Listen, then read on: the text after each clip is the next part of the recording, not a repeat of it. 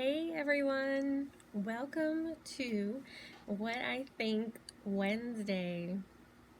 I am Jennifer Paquin and I want to welcome you to my channel, myself, if you're completely new and have no idea who I am.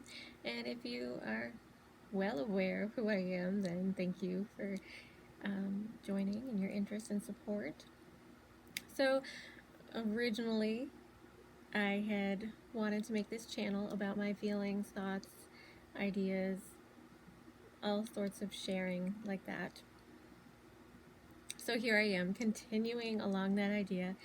And so what I think Wednesday is going to be focused on things that have been on my mind, you know, ideas that I might have, things that I'm thinking about, opinions. And what I wanted to share today was something that I just recently was thinking about. And that is, why is it so much more difficult to fluently learn to speak a second language than it is, when you're learning to speak your first language? And because I have taken three, second or other languages. Obviously, my first language is English, and I studied French, German, and Italian in school. And I didn't really take many years in any of them, but I always found that the easiest way to learn for myself, it's like, okay, I learned how to read, I learned how to write, and I can understand what I'm hearing, but actually speaking it and becoming fluent, like, that's the hardest part. Why is it so hard to learn to speak another language? And so I was thinking about this recently, and it's like your first language. I have three main ideas. So your first language, you are usually completely immersed in it for between 1 and 2 years before you really start speaking it, because you're in the womb growing, hearing all sorts of mumbo jumbo. You don't really understand it, but you're hearing the language. And then you're born, and all these people are looking at you, talking to you, and you still don't really know what they're saying, but you're completely immersed in it constantly, from pre-birth to by the time you start speaking, that's all you're hearing. And you obviously want to connect to these people. You have a huge reason to want to be close to these people and express something to them, because they're clearly expressing something to you, and they have so much love and care for you. And so you have this desire, this strong desire to connect to these people, to speak to these people, to join in what they're doing. So that's reason number 2, is the strong desire. First reason, complete immersion. And then the third reason, of course, as a baby or a toddler or whatever, you have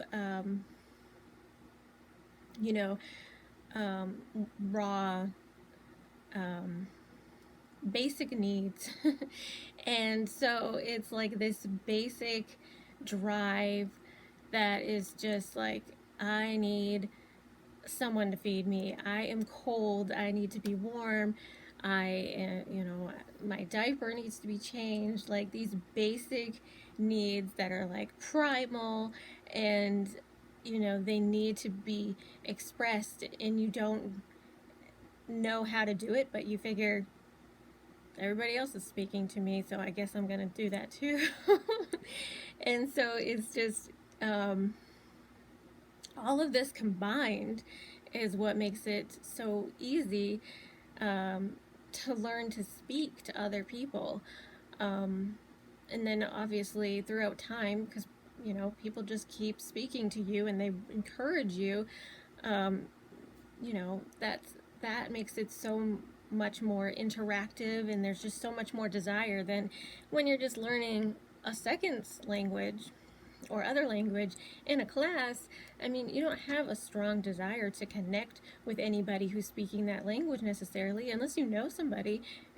Like, I really want to get to know this person, so I'm going to take this language. Usually that's not what usually happens. So, you know, and then you're also not really usually surrounded by that language other than what you hear in that class. And the things that you're being taught to express in the class are usually pretty basic and, you know, boring. They're not necessarily primal needs. And you typically can get all of your needs, especially primal needs, you can get them met in your own language most of the time. So it's not really urgent to learn it in another language. So you're losing like a ton of drive. So really, what's most important, obviously, is, you know, being immersed in that language, like immersed in the culture. You know, if you're living in that country and you're surrounded by these people and you want to connect with them, especially if it's somebody that you know, maybe you met people online and they're from another country, and of course they speak English to you. You know, they're completely fluent, and that's great. You can communicate with them, but wouldn't it be nice if you knew their language and you could communicate to their family that might not know it, or their friends, or whoever? So, you know what I mean? Having that drive and actually going someplace and surrounding yourself and, you know, having the desire to really connect with people, that, in my opinion, that is the best way to learn, because otherwise it's very superficial.